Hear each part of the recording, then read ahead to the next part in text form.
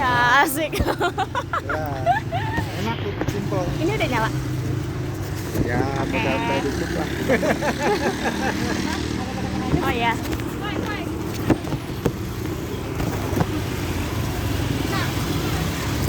Lalu Fai. Terakhir apa ini? Apa? Terakhir. Maksudnya? Ini ujian, Kak, buat kita ujian. Jadi bikin laporan gitu sih. Ya, tahu. Oh, Udah, saya Fai, kira semester aja. akhir ya. Hah? Oh. Dah. Ya. Ini mana yang apa? Oh iya. Dah. Gimana? Ya, ini aja. Nah, sini maju, sini becek. Nah.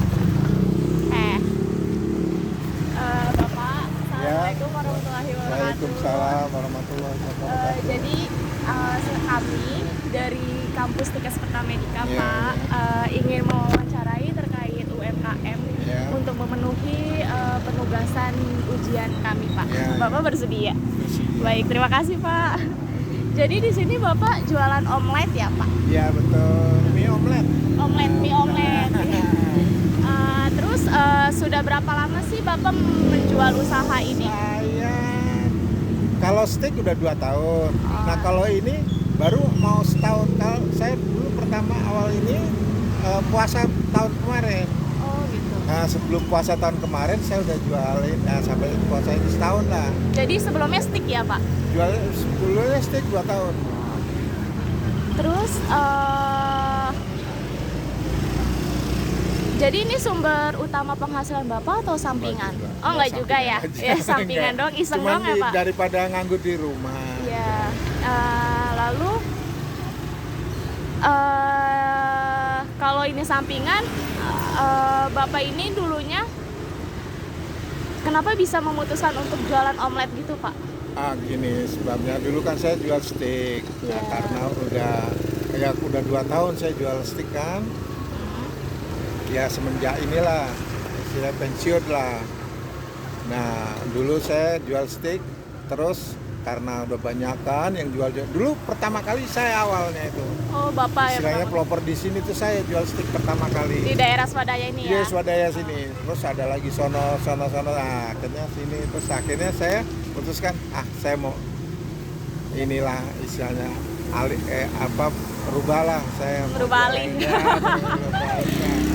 Supaya istilahnya ya nggak ini. Jadi ada jajanan lagi yang Iya, yang bervariasi ya.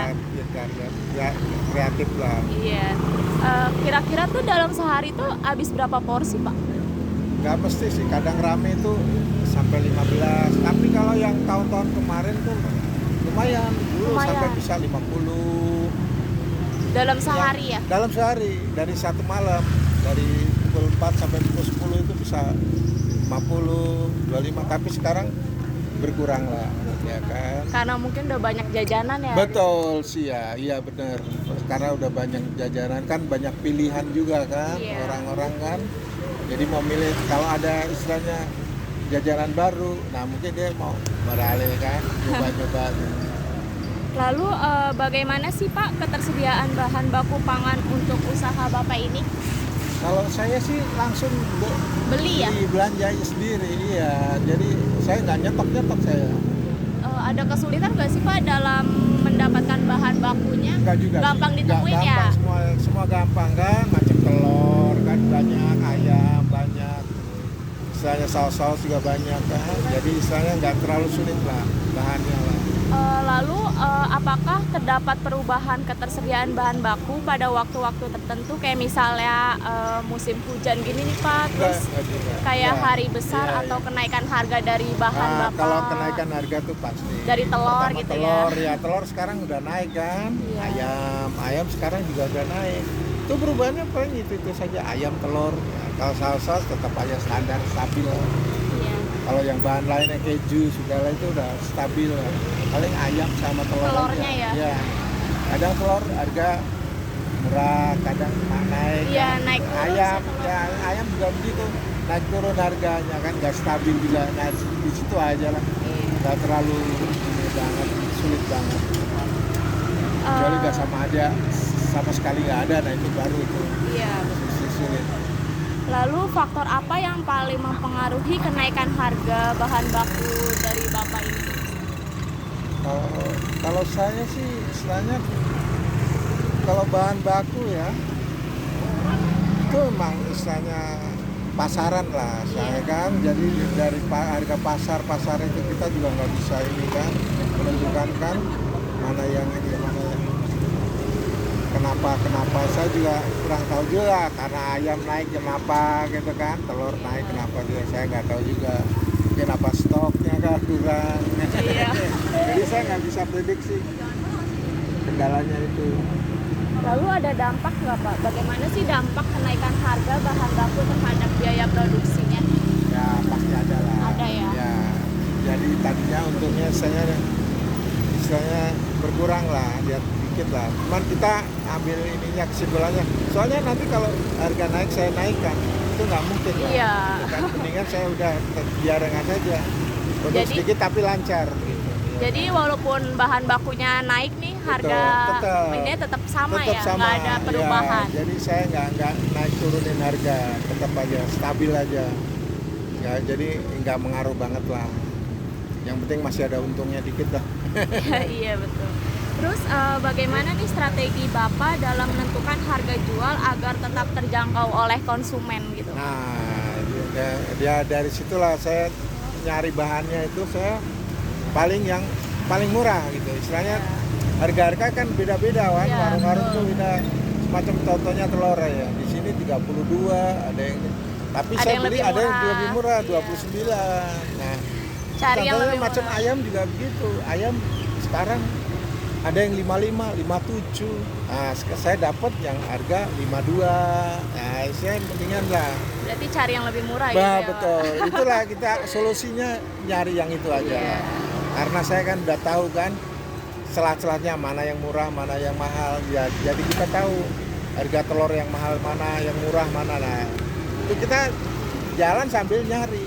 Gitu kan. Jadi nanya-nanya, oh ini ya, mendingan inilah. Yang tadinya 10% Sampai ke buntu ya, Pak? Iya? Sampai ke buntu. Nggak itu sih biasa. Iya.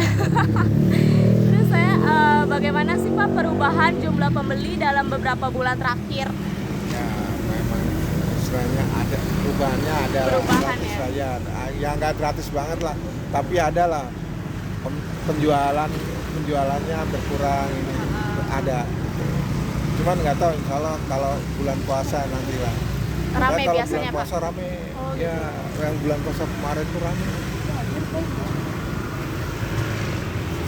Lalu apakah konsumen menjadi lebih sensitif terhadap harga Pak? Ya juga sih. Enggak juga ya? Nggak ada sih yang wah mahal, nggak ada.